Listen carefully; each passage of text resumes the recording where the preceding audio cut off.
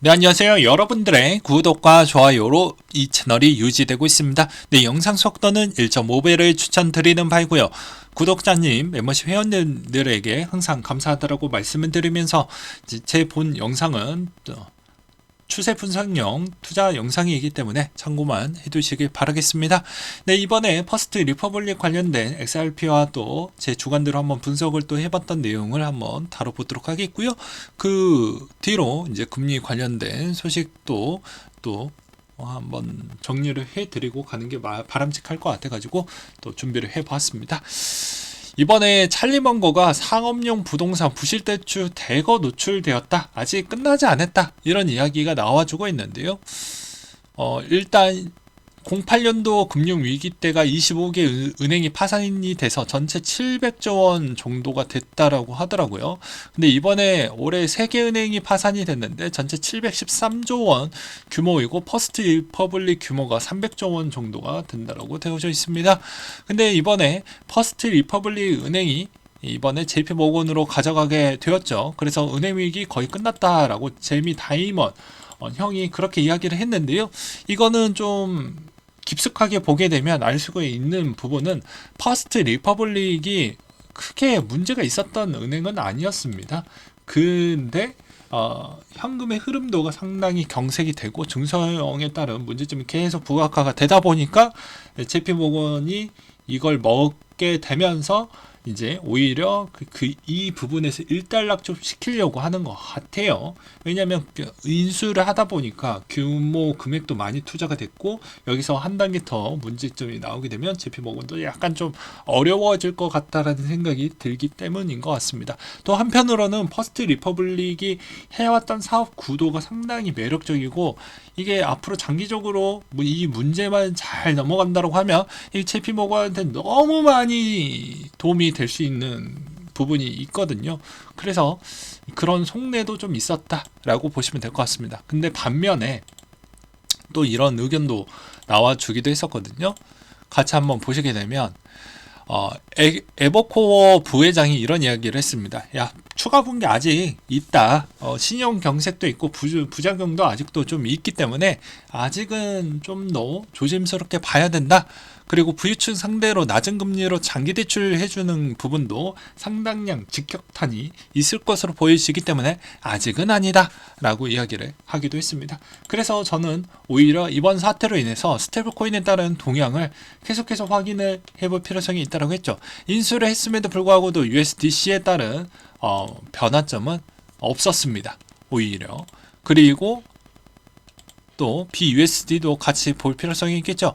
BUSD 동향을 또 보게 되면 오히려 이것도 마찬가지로 내려가는 현상이 나와주고 있었고요. 그 다음에 한창 치고 올라오고 있는 또 하나 트루 USD도 같이 봐주면 도움이 많이 되겠지만 오히려 이번에 또 많이 올라갔죠. 급격하게 많이 올라갔습니다. 이건 말도 안 되고 많이 올라갔죠. 네, 트루 USD 쪽에 따른 관심도가 이렇게 많이 올라가고 있는데요. 여기에서 이제 리플과 연결적 고리 관계를 좀 이야기를 해본다고 하면 이렇게 은행 쪽에서 있는 이런 송금 부분에 따른 수수료를 최적화 시켜가지고 진행을 시키려고 하는 부분이 이게 어떻게 보면 리플의 ODR 부분인데요. 이 ODR 쪽에서도 생각보다는 선방을 했습니다. 1분기 쪽. 오히려 이런 위협 요소가 많이 나와줌으로써 덜 사용할 수도 있게 될 수도 있었는데 잘 돌아가고 있는 부분도 어떻게 보면 이번에 부작용이 어떻게 보면 이번에 또 약간의 호재성으로도 또 쓰였던 것 같습니다. 왜 그러냐면 여기에 자금을 빨리 인출을 해서 다른 쪽으로 옮기기 위해서는 어떻게 보면 이것에 따른 순기능으로도 쓰일 수도 있겠지만 반면으로는 또 은행에 따른 이런 경색이 많이 되면 송금에 있는 총량도 전체적인 모수가 줄어들 수 있기 때문에 전원 사업 부분에 있는 매출하고 이 가이던스는 좀 더 낮아질 수는 있겠죠. 그래서 두 가지 측면을 다 같이 이야기를 하는 것인데요. 그나마 그래도 이게 좀 긍정적으로 볼 수 있는 것은 아무래도 요즘 CBDC에 따른 개발 착수에 있는 속도전이 계속 더 빨라지고 있다는 것입니다. 그러면 아무래도 여기에서도 우리가 기존에 쓰고 있는 스위프트 가 있고, 그 다음에 여기서 이제 리플의 ODL이 나오게 될 것인데요. 이 스위프트와 ODL 부분에서에 따른 경쟁 구도에서 누가 더 우월적으로 갈 것이냐에 따라서 좀 달라질 것 같습니다. 스위프트도 기존에 있었던 버전업을 계속해서 업데이트를 하고 있기 때문에 이런 점을 좀 볼 필요성은 있겠죠. 그래서 그나마 아무래도 그 스위프트에 있는 점유율이 이제 독점에서 점차 점유율이 조금씩은 좀 뺏어 먹는 리플이 또 될 것으로 보여지기 때문에 나쁘진 않고, CBDC에 있는 속도 부분은 점차 더 빨라질 것으로 보여집니다. 은행에 따른 저런 문제점 때문이라도 아무래도 CBDC에 따른 영향이 될 것이고, 은행은 아무래도 기존에 있었던 기업에 있는 물량만 소화해주는 그런 형태로 아마 변화가 될 것으로 보여집니다.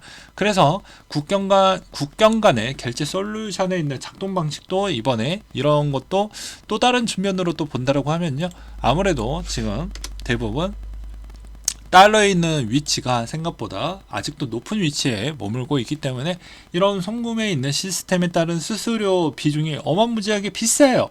그러니 당연히 저런 걸 적재적소로 더 많이 쓰려고 하는 대상자들은 많이 생길 수밖에 없습니다. 꼭 그것뿐만 아니고 우리의 필수 소비재에 있는 물가가 상당히 많이 올랐기 때문에 다른 쪽에서 우리가 좀 비용을 아껴보자라는 측면으로도 접근을 해본다고 하면 이러한 이점으로 리플 쪽은 좀 더 많이 쓰일 수 있는 가능성은 여전히 열려져 있다, 이렇게 볼 수는 있겠죠. 그래서 이번 계기로 인해서는 두 가지 측면이 다 작용을 했는데, 그 다음 분기에 있는 리플 실적도 상당히 중요할 것으로 저는 생각을 합니다. 그 다음으로 또 보게 되면 뉴욕의 멜론 CEO가 이런 이야기를 또 하기도 했었는데요. 은행 시스템이 매우 강하다라고 생각을 했다. 매우 좋은 느낌이다. 회복력은 미국 경제에 너무 중요하다. 이를 위해서 회복력 있는 은행 시스템도 매우 중요하다. 이번 인수가 결국에는 미국의 시스템의 모든 참여자들에게 좋을 것이라고 생각이 들고, 위기를 지나 경제 성장을 돕고 세계 곳곳에 다른 문제들을 처리하는 것이 가장 중요하기 때문에 은행 위기가 정말로 끝났다라고 생각을 한다. 많은 평론가들이 지적하는 2008년과 매우 다른 상황이다 라고 계속 주장을 하고 있는 실정인데요.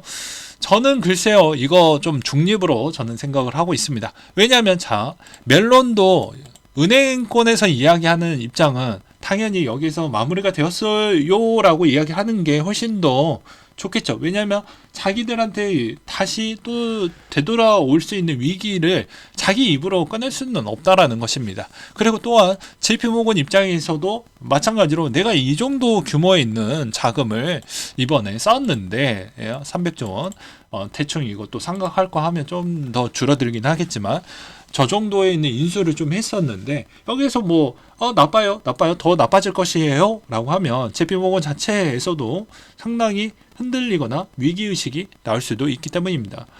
그렇지 않을까요? 그래서 어떻게 보면 은행의 CEO분들이 이야기했던 건 반 정도는 좀 믿고 반 정도는 걸러서 들을 필요성이 있겠다라고 저는 생각이 들기도 했었고요. 부채 한도 경고 보낸 제닛 앨런도 6월 1일까지 부채 상한 안 높이면 디폴트가 일어날 것 같다. 골드만삭스가 추정치로는 7월 하순까지는 좀 버틸 수 있을 거다라는 내용을 내놓기도 했었는데요. 아마 제가 봐도 이거는 거의 진짜 못 거의 막다른 길 때까지 이렇게 좀 보는 것 같기도 하고, 일단은 못해도 이번 시기 때 5월 달이 정말 중요한 그리고 변동성이 가장 큰 그런 달이 또 되지 않을까 싶습니다. 그리고 또 이번에 바이든 씨는 여기서 또 수저를 또 이렇게 살포시 얹어놨는데요. 뭐냐면 퍼스트 리퍼블릭 잘 해결이 됐습니다 라고 하면서 자기에 있는 공으로 또 돌리는 그런 부분인데, 그거가 처리가 됐으니 이번에 이거 상한도 빨리 좀 처리가 되길 바랄 뿐입니다. 그 다음으로 이번에 DCG 채권단 부분하고 또 재미니 부분에 있는 내용이 또 최신 업데이트 내용이 또 나와준 게 있었는데요. 30일간 중재 프로세스를 시작하기로 나왔다라고 합니다. 그래서 DCG가 이때까지 부채 상환 및 재구성할 수 없는 부분에 있는 불이행에 따른 위험 부분을 어느 정도 탄력적으로 합의를 해 줌으로써 그나마 좀 나아지고 있다라는 것과, 그 다음에 이번에 빡빡이 형이 바이낸스 형이 또 한마디를 했어요. 은행에 관해서는 은행의 몰락은 크립토와 관련이 없다. 이 약간 좀 반은 맞고 반은 틀린 이야기인 것이죠. 네, 그리고 크립토는 대체 투자 상품으로 역할을 가질 뿐이다. 은행의 시스템이 잘 돌아가면 크립토에도 좋은 일이다. 은행 사업이 효율적이지 않아지고 있으며 몰락은 크립토에 도움이 되지 않고 있다. 그러니까 약간씩 돌리면서 본질에 있는 내용은 명확하게 이야기를 하기도 했습니다. 크립토한테 별로 도움이 안 되긴 해요. 그리고 규제와 홍콩 관련된 언급도 하기도 했었는데요. 가장 큰 문제는 크립토커런시 은행을 지원하는 문제이며, 크립토에 열려져 있는 홍콩, 그리고 좋은 일이라고 생각을 한다. 홍콩을 중국의 크립토 적용을 위한 시험의 땅으로 만드는 것은 현명하다라고 이야기를 하기도 했습니다. 상장 너 생각하고 있냐라고 하니까 나랑 관련 없다 라고 했습니다. 그 다음으로 바이낸스에서 이더리움을 모으고 있는 고래들이 급락이 나올 때마다 저점에서 큰 규모로 현물 매수를 계속하고 있다는 것과, 이번에 이더리움 칸큰 업데이트 관련된 4개 EIP가 뭐 포함될 수 있다라는 중요한 회의를 이번에 좀 진행을 한다라고 하는데요. 이게 아직 뭐 딱 확정이 난 게 아니다 보니까 확정이 나면 또 한번 다뤄드리도록 하겠습니다.